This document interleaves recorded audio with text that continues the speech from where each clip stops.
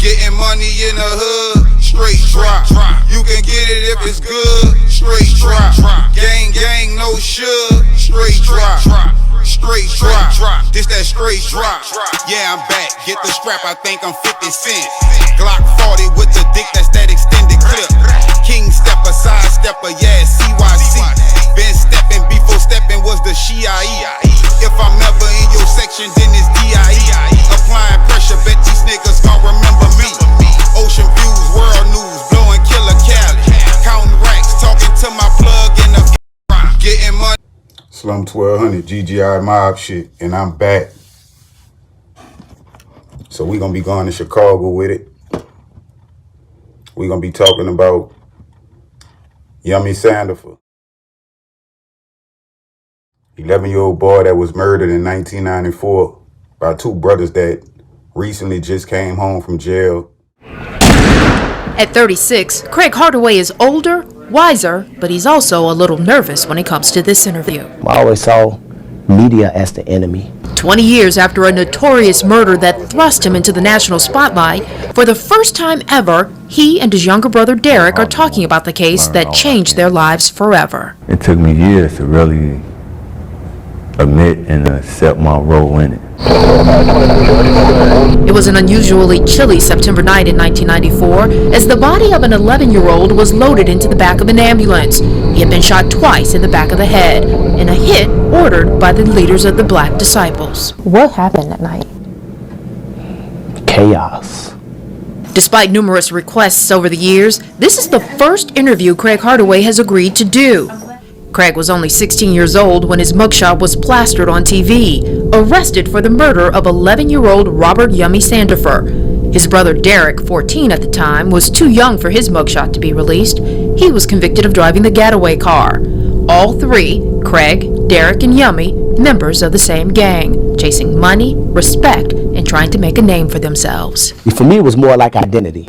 It was more like, okay, I want to belong to something. I want to be a part of something. It's an addiction. It's a strong addiction, and it pulls you in quickly. It was a clear black night, a clear white moon. Warren G was on the streets. The summer of 1994 saw Nate Dogg and Warren G's Regulate topping the charts. O.J. Simpson preparing for the trial of the century, and Chicago well on its way to recording 930 homicides, the second highest on record. Among the dead, 14-year-old Siobhan Dean, shot in the head by a stray bullet during a shooting spree in the city's Roseland neighborhood that injured two other teens. Chicago police quickly identified 11-year-old Robert Sandier as the gunman. That led to an intense 3-day manhunt. Gang leaders decided that Robert needed to be silenced because he knew too much, so they ordered Craig to kill him. Why did Robert die? By means of not my control. And was it your life versus his life? Absolutely. You thought it was that simple as either you do this or you die. And that's how it always boils down. It's not like any wiggle room when you live in that lifestyle. So you're saying you had no other choice? Yes. That's what I'm saying. Derek refused to leave his brother's side. A lot of people don't know that he actually took me home, and I can just feel someone right. So when I asked him what's going on and he told me everything, I refused to let him go by himself. I should have been more of a big brother and just get out, right? But at the time, that ain't the way you think. I'm still a minor, we still kids. Hours after the murder, both brothers were in custody, and months later, they were convicted felons. Craig, 60 years for murder, Derek, 45 for driving the getaway car. They were the only two ever tried in the case, even though they say others were involved. Why not tell?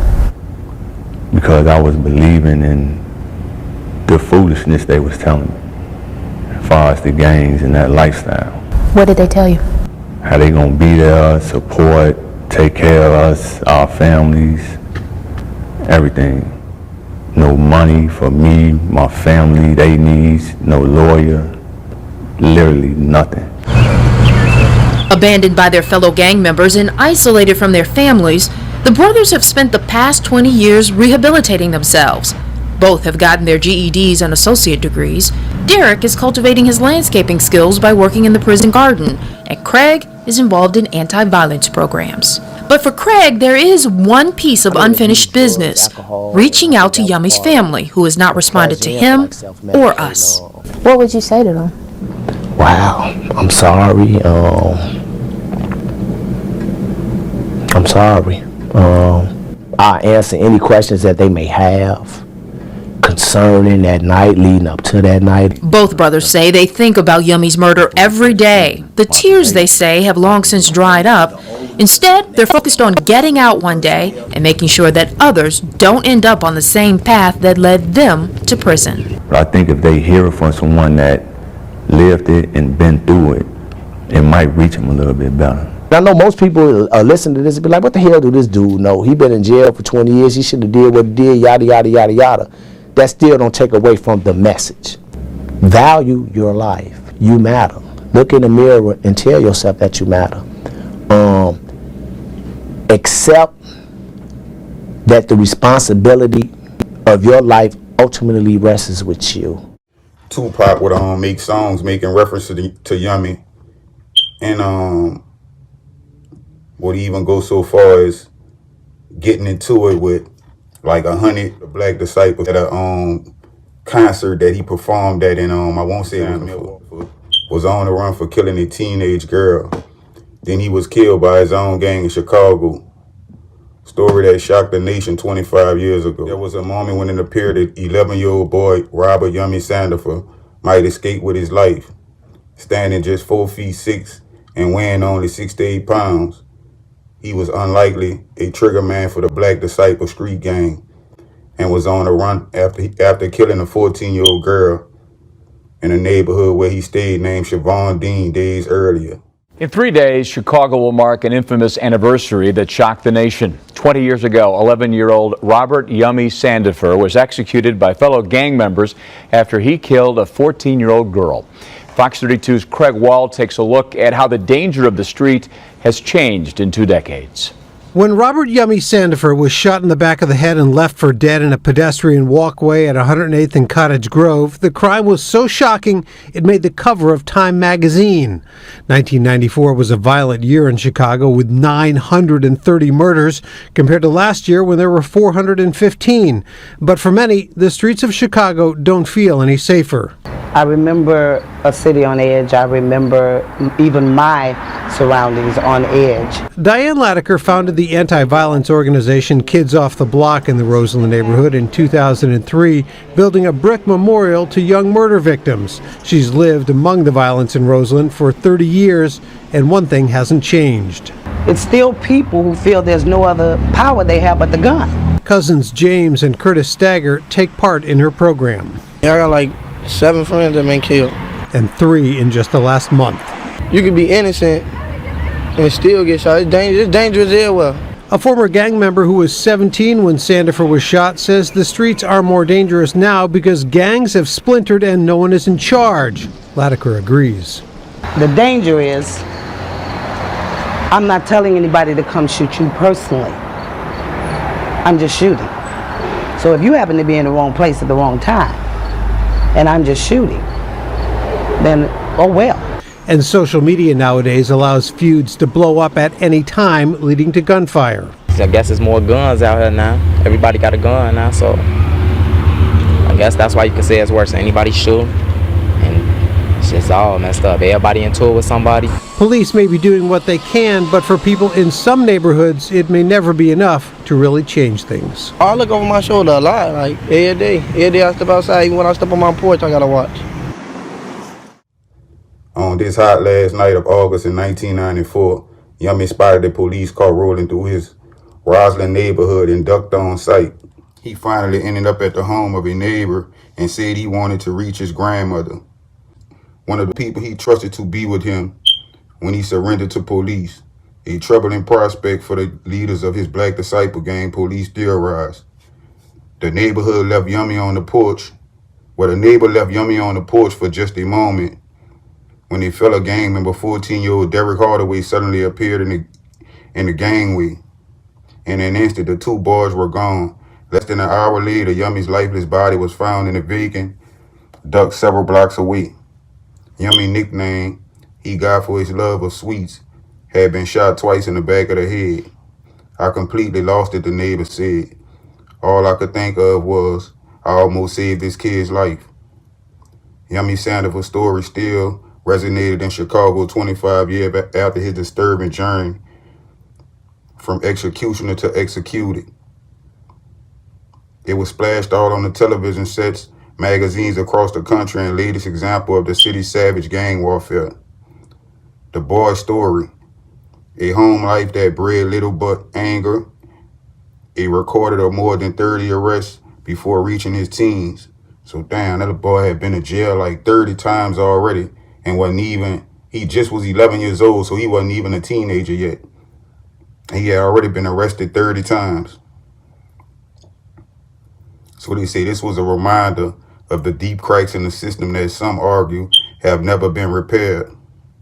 There's a lot of Yummy Sandifers out there, said Patrick Murphy, a longtime Cook County public guardian who represented Yummy before his death and is now a juvenile court judge. Not all of them are murderers. There are a lot of young kids out there that gangs mobilize to do their dirty work for them, and it's still going on. Shootings and homicides are far below what they were back in 1994. Chicago saw 930 homicides, up 9% over the previous year, according to police department report that cited street gang violence and altercations as the most common triggers. In 2018, the city finished the year with 565 homicides. But in a small corner of Roslyn, where Siobhan and Yummy were murdered, not much has changed. Chicago, well on its way to recording 930 homicides, the second highest on record. Among the dead, 14-year-old Siobhan Dean, shot in the head by a stray bullet during a shooting spree in the city's Roseland neighborhood that injured 2 other teens. Chicago police quickly identified 11-year-old Robert Sandifer as the gunman. That led to an intense 3-day manhunt. Gang leaders decided that Robert needed to be silenced because he knew too much. Deborah Dean remembers taking Yummy to church after his family moved into the home behind hers in the early 1990s. This clannish pocket of Roslyn was packed with first and second generation homeowners willing to lend a hand with parenting responsibilities, especially to struggling neighbors. But Yummy was something else. He was the type of boy neighbors hated to see coming down the street. Undersized for his age, he picked fights with boys bigger and smaller. He was good enough with his hands that he could link bicycle end to end in 2 minutes, but not so good that he could avoid detection while shoplifting repeatedly at convenience stores. When he first moved around here, he was like a little terror to the community, always stealing bikes and stuff like that, Dean said in a recent interview. They were quiet moments when the hardened little boy who is still soft for sweets and toys, I seen some good in him, she said, recalling her long ago sympathy for the boy who was often handed off between his mother and grandmother. Some children act like that because they're not getting enough attention, but those moments never lasted. Even when I took him to church, he would get into a fight, and my mom would always take him back and talk to him and stuff like that, give him some sweets, and she said. News reporters, after his death, were far less charitable. He was a crooked son of a, you know what I mean? A grocery store owner told the Times magazine, always in trouble, he stood out on that corner, a strong arm other kids. No one is sorry to see him gone. That's crazy. A whole adult basically told the Times magazine they ain't much feel sorry about the little boy being deleted. What kind of guy he was? Hey, he was a little kid. He was a kid? Yeah. When you say how old was he? He was 11. 11. What was he like when he was a little kid? He was a sweet little kid. He wasn't violent, and he wasn't bad. The way they talking about now, that's not true. It's not true. Like when you say... Every time somebody says something, they change it around. He was this and he was that, and I know that he was not. Well, what was he like then? In other words, when he was growing up, did he have a sense of humor? Yes, he did. How did you find out that your nephew was killed? What you mean how I found out he was killed? Did you get a phone call? No. They just brought the picture here. If I was to see this young man on the street, I've never seen him, right? What would I see? What did he look like? Was he a tall fellow? Was he short? He was this short. He was very short. To be his age, he was real short. Was he a bright fellow? Was he a smart guy? Yeah, he was very bright and very smart. He can draw, he can read, he can write. What kind of food did he like? I mean, was he... He loved food, gyros. You know, he ate a lot. When Mama had barbecues, he ate that. He ate a lot. Why was his nickname Yummy? Because he loved cookies. His nickname was Yummy because he loved cookies? Yeah. What was his favorite cookie? Chocolate chip. Oreo. You know them chocolate chips in the blue bag? That's what he liked. What's your name? My name is Gloria. Gloria, did he have, like, when he was growing up, did he have any heroes? Did he have any sports heroes? He liked a lot of cars. He liked to fix on cars and stuff like that. Did he ever talk about what he wanted to be when he was growing up? Not to my knowledge. Maybe to my mother, but not to my knowledge.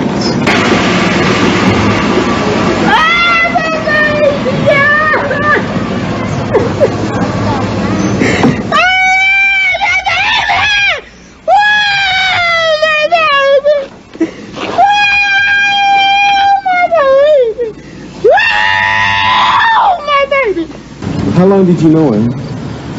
Since I've been staying around here. How long was that? About a year. Yeah? Mm-hmm. What was he like? Bad.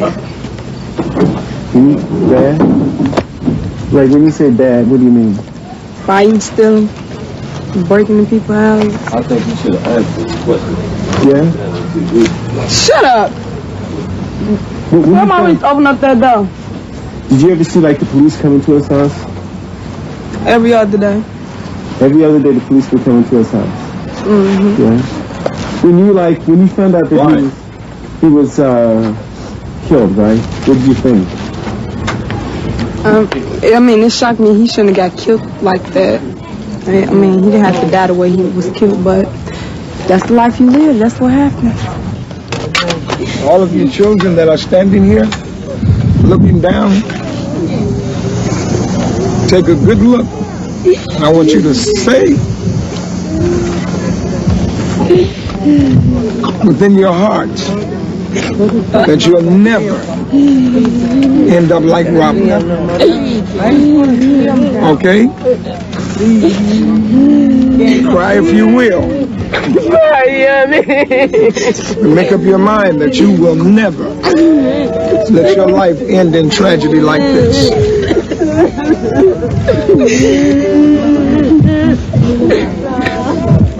Y'all get in that comment section, hit that like button. Make sure the notifications turned on, hit that subscribe button. Long live Yummy Sandier, and long live the young lady that lost her life, you know what I'm saying? May the peace, mercy, and blessings of Allah be upon both of their families and both of their souls. Slum 1200 GGI mob shit. I get that bag for real. I'm tryna stash a meal. I get your smash for real. I'm still in the trap for real. Got pressure, got grams for real. Got purse, got Zans for real. Put my man on your mans for real. Put her into his plans for real. Man, these rap niggas be straight capping. Always talking about shooters, but when a nigga catch them down bad, they be begging like, please don't shoot me. But stay in your lane. This shit in the game, man. Niggas dying for it. In the hood, trap slinging 9 for it. Up that road, Joseph doing time for it.